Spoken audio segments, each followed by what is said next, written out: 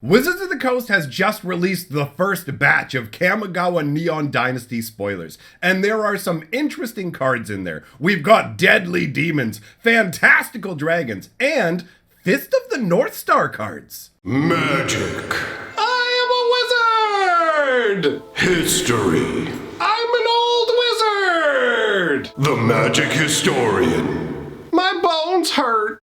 Greetings, owners of fine luxury cardboard rectangles. My friends, I hope the day finds you well because we have gathered to talk about brand new Kamigawa Neon Dynasty cards. First off, we're going to be taking a look at Kaito Shizuki. In yesterday's video, we had pieced together at least somewhat what this card did. Ultimately, most of what was puzzled out turned out to be true, but there is one major difference between yesterday's version of the card and the official version. So, Kaito Shizuki is 1 black, 1 blue, and 1 generic mana for a 3 loyalty legendary planeswalker. Has the ability at the beginning of your end step, if Kaito entered the battlefield this turn, he phases out. So that was the one thing we did not get right in yesterday's video. And that is a really interesting ability to tack onto a planeswalker, where basically the first turn you put him out, your opponent's not going to be able to swing on him, right? You're going to put him out, he's going to phase out, your opponent's going to go. So unless they have like instant speed style removal, they're not going to get to mess with Kaito right away. You're going to get to keep him for at least a little bit. His +1 is draw a card, then discard a card unless you attack this turn. So if you can keep swinging him with creatures, then he can net you a lot of card advantage. You've got -2, create a 1/1 blue ninja creature token with this creature can't be blocked. That obviously dovetails very, very nicely with the +1 ability, giving you a creature you can swing in with every turn, guaranteeing that you'll get to draw without having to discard. And the ultimate on this card is bananas. -7, you get an emblem with whenever a creature you control deals damage to a player, search your library for a blue or black creature card, put it onto the battlefield, then shuffle. That is insanely powerful. Now, taking a look at the artwork, you may have noticed this has really distinctive Fist of the North Star vibes. And if you have never seen Fist of the North Star, you might want to check it out. The anime is amazing. It's old, it's retro, but he also, you're already dead. It's so amazing. It's just over the top craziness, and I genuinely enjoy it. And the fact that Wizards of the Coast, this artwork here, is done, look at the name down here. That is the name of the individual who's responsible for the Fist of the North Star, like illustrations, drawings, and things like that. He is the guy behind this. So they actually hired the Fist of the North Star artist to do this artwork. I don't know how many cards we're going to see like this. It might turn out to be like the Japanese War of the Spark kind of thing, where they had the Amano Liliana, which is the like holy grail of War of the Spark planeswalkers. So this Kaito is the Japanese version, right? Just so you're aware, that's like the printing. It's going to be in Japanese boxes. But I really do dig the artwork. He looks really impressive here, just like hulking out on the roofs. He's running along, whipping like a blade made of almost looks like shurikens. This is pretty wild artwork, and it really does make Kaito feel way more intimidating than the artwork we looked at yesterday. Now, let us move on to Hitasugu Devouring Chaos. Hitsigugu, I don't know, whatever his name is. I'm gonna butcher these Japanese names. Get used to it. 1 black and 3 for a 4/4 legendary ogre demon. Pay 1 black, sack a creature, scry 2. Not 1 black, 1 red and 2, tap them, exile the top card of your library. You may play that card this turn. When you exile a non-land card this way, Hitasugu Devouring Chaos deals damage equal to the exiled card's mana value to any target. This seems like an absolutely bonkers card to me, right? Like, first of all, it's cool that they're bringing Hitasugu back, right? Like, he was in the original Kamigawa storyline. He featured right in the novels and everything, has a prominent place, and it's interesting to see that he has managed to stick around for 1,000 years, right? But I mean, I'm not surprised. He's pretty ruthless and powerful. This iteration of him is awesome. 4 mana for a 4/4, but the fact that you can feed creatures to scry is not too shabby. You can take a look at what's on top of your deck, maneuver it into the position you want it to be, so that you can use the second ability to ultimate effect, man. The fact that this will allow you to somewhat work like card draw in terms of you have one turn to cast a spell you've exiled, that is a nice bonus. But the fact that it also, as if it's not a land card, it deals damage equal to the mana value to any target. I mean, I guess they could have done it whenever you exile a card, it deals damage equal to the card's mana value to any target, but then you'd have it targeting for 0. I don't know exactly if that'd be worth even including, but the fact of the matter is, you're gonna have big expensive spells on the top of your deck. Exile it, even if you don't cast it. If you got a spell that costs 10 on the top of your deck, you can't cast it, who cares? Exile it, boom, 10 damage to any target for 3 mana. Like, this has a lot of potential. And in Commander games where you can take your time and set everything up, it can get pretty nutty and also won't feel as overpowered. This guy is, I feel like this card is going to steal games. Like, it's surprising to me that this is only a rare because it feels pretty powerful. And actually, speaking of rare, we haven't actually discussed the new Kamigawa symbol. So if you take a look, it looks like it's a mountain range with either a moon or a sun set behind it. So it's all right. It's definitely distinctive. I will say that, and I appreciate that because Magic expansion symbols. I'm looking at you. What was it? Innistrad's the first Innistrad, Midnight Hunt, and the Dungeons & Dragons set, their symbols are too similar. Don't have faces raised up. The dragon face and the whatever, there wasn't enough differentiation. This is very different. And the artwork on this card is amazing. Hidetsugu looks absolutely insane. Just standing there with these big, muscular, like almost lizard skin arms. And even though it's the exterior, it almost feels like you're seeing the interior musculature on his body. And look at the flame magic that is like curling out of his hand. It's got this crazy kind of coruscating wave effect, which looks absolutely amazing. Now, this card is a very special card in Kamigawa Neon Dynasty. So take a look at this. This is a special variation of him, right? You've got the purple neon, like, I don't remember what they called this special treatment. It might be called pipeline or something. I don't remember what it's called, but regardless, Hidetsugu has Sugo. I told you I was going to do it. He has a ton of different variations. So buckle up. It's kind of amazing how many different variations of this there are. We have a pink/reddish one, we have a green one, we have a blue one, and we have a yellow one. Wizards of the Coast is taking a page out of like the sports card manual, and they have done all of these different color variations where literally as you flip through them, the only difference are these different colored borders. But they've created rarities based on the colors. So here is my understanding. Red is the rarest, I believe. Green is the second rarest, and blue is the most common of these colored variations that you can get in booster packs, and less than 1% of packs will have these in them. And then this yellow version is only available through WPN premium locations as a promo. So these are the Neon Ink cards, and I don't know if more than Hidetsugu gets this treatment. I think he might be the only card in the whole set that gets this treatment, which is another reason I'm surprised that they didn't make him mythic overall, right? So I have to admit, for me, it's very gimmicky, and ultimately, like, I wouldn't care, I guess, about having the rarest color. I guess it gives you more options, but it doesn't feel like it's adding that much overall. Anyhow, moving on.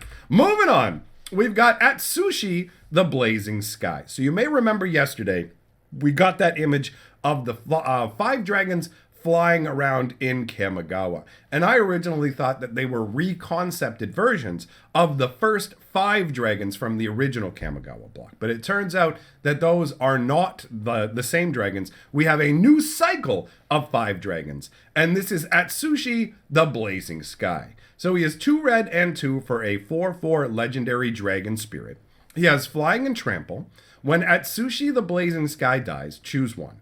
Exile the top 2 cards of your library. Until the end of your next turn, you may play those cards. Or create 3 treasure tokens. So they are sort of like what is it? The successors to the previous dragons in terms of they have the same sort of, when I go to the graveyard, I'm going to give you this effect, right? So it does benefit the same way from the legend rule, because what people used to do with the legendary dragons was like put them out. It's like, oh, you already have one out, put another one out, and boom, you can go ahead and get the graveyard trigger off it. So if you get multiple copies of this guy out, you can swing with one, right? Or not multiple copies out, sorry. If you have one copy out and you get a copy in your hand, then you can swing with this guy, and then after you've swung, put out the new Atsushi, he's untapped and ready to go. You sacrifice the tapped one to the legendary rule, and then you get to choose to either exile top 2 cards off your library and play them, or get 3 treasure tokens. So, I mean, this feels like a really solid package.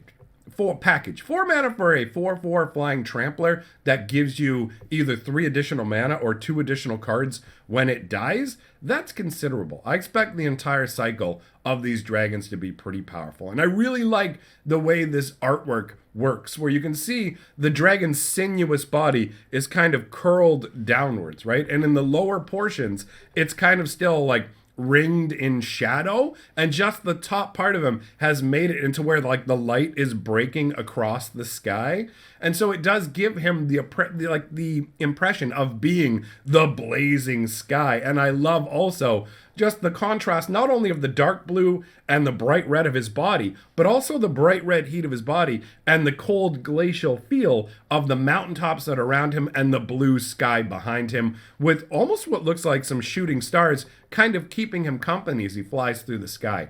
I dig this quite a bit, honestly.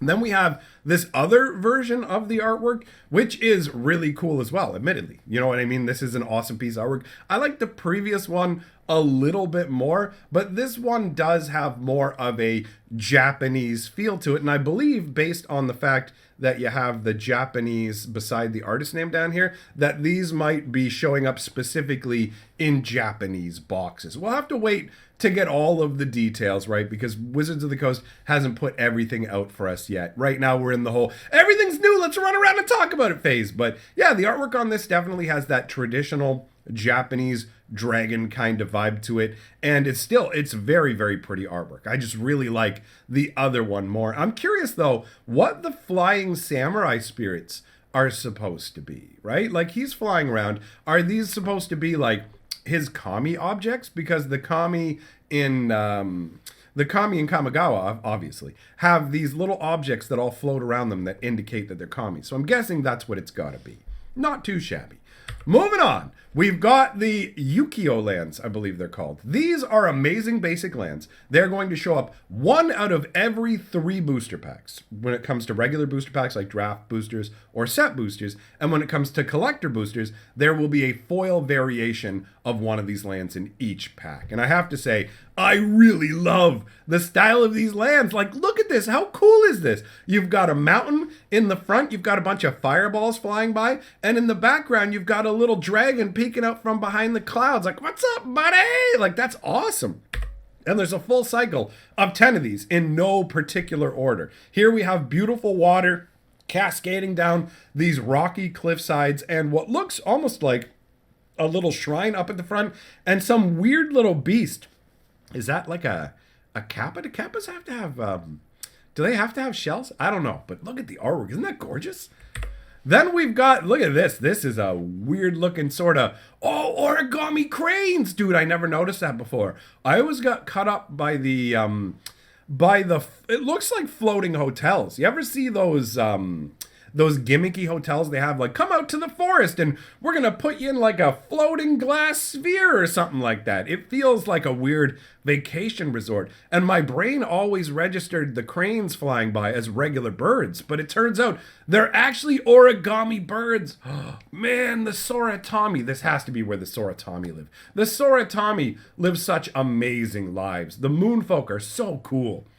Then we've got, oh, look at this forest. Oh, it's got a little temple vibe, right? You got those little like stone guidepost markers or whatever. Wow, look at this. These are gorgeous.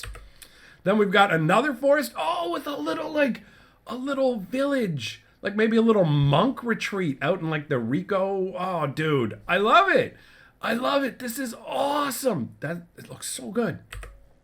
All right, look at this mountain. Oh, this is perfect for this time of year. This snowy, cozy kind of feel. It almost doesn't feel like a mountain. It has a bit of an industrial vibe, right? With that big black sooty kind of smokestack in the background that is belching smoke up into the air. But I love the fact that you've got like snow covering everything, but all the points of light have this like orange, warm, welcome kind of glow to it. This is a perfect for this season land. I love it.